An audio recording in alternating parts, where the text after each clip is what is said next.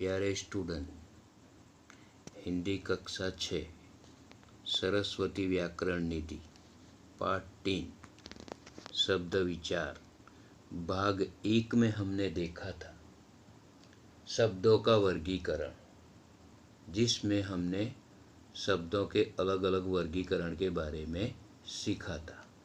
जिसमें उसका पहला वर्गीकरण था स्रोत के आधार पर शब्दों का वर्गीकरण, जिसमें हमने उसके 4 भेद देखे थे: तत्सम, तद्भव, देशज और विदेशी शब्द। आज हम उसका दूसरा वर्गीकरण आगे रचना बनावट के आधार पर शब्द भेद देखेंगे। अब आगे, प्यारे स्टूडेंट, आज हम देखेंगे रचना बनावट के आधार पर शब्दों का वर्गीकरण। रचना बनावट के आधार पर शब्दों का वर्गीकरण इस प्रकार है। इसके 3 प्रकार होते हैं। नंबर 1 रूढ़ शब्द, नंबर 2 यौगिक शब्द और नंबर 3 योगरूढ़ शब्द। इन्हें हम परिभाषा के साथ देखते हैं। नंबर 1 रूढ़ शब्द।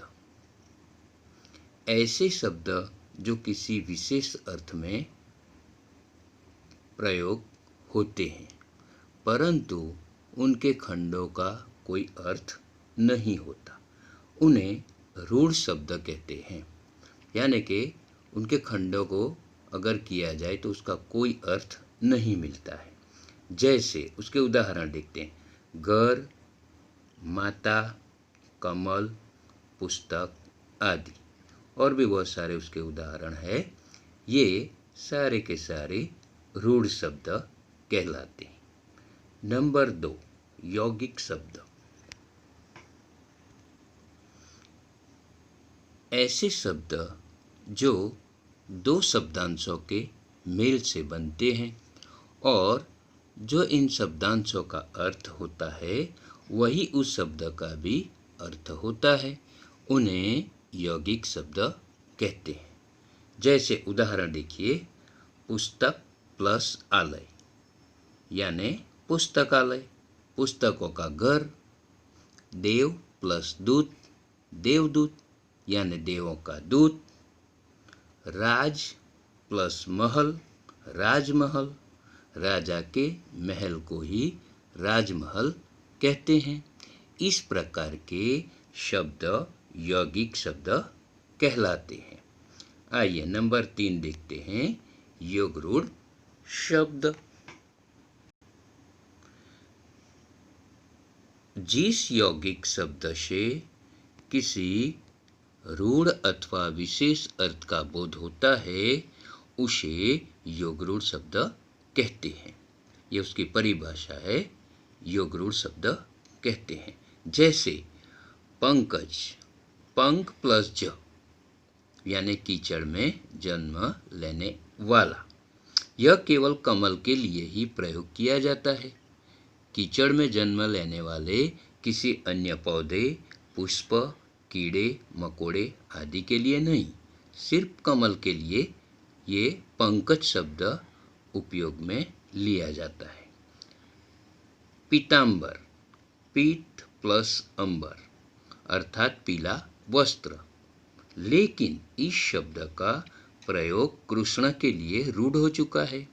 इस प्रकार के शब्द योगरूढ़ शब्द कहलाते हैं। अब हम देखते हैं प्रयोग के आधार पर शब्दों का वर्गीकरण। प्रयोग के आधार पर शब्दों के निम्नलिखित 8 वर्ग माने गए हैं। संज्ञा, नंबर 1 संज्ञा, नंबर 2 सर्वनाम, नंबर 3 विशेषण, नंबर 4 क्रिया, नंबर 5 क्रिया विशेषण, नंबर 6 संबंध बोधक, नंबर 7 समुच्चय बोधक और नंबर 8 विस्मयादि बोधक। प्रयोग हिंदी का अलग अलग तरह से किया जाता है।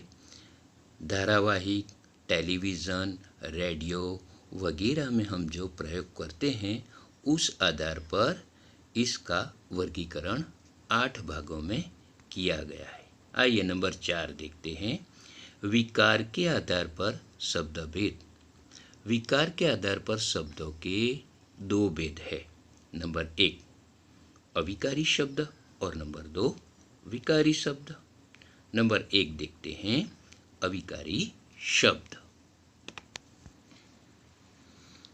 विकार का अर्थ है परिवर्तन। हिंदी भाषा में कुछ शब्द ऐसे होते हैं जिनमें कभी भी परिवर्तन नहीं होता।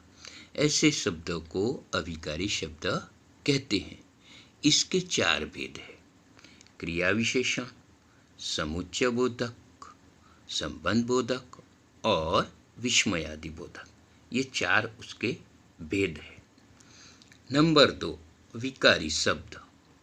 कुछ शब्द ऐसे भी होते हैं जिनके रूप को आवश्यकता अनुसार थोड़े बहुत परिवर्तन के साथ वाक्य में प्रयुक्त किया जाता है।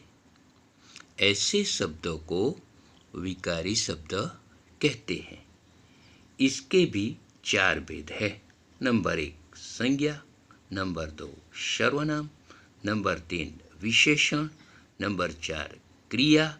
ये चारों भेद हम आगे के पाठ में विस्तृत में देखेंगे।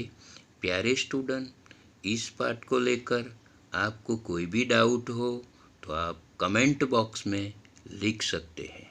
ओके।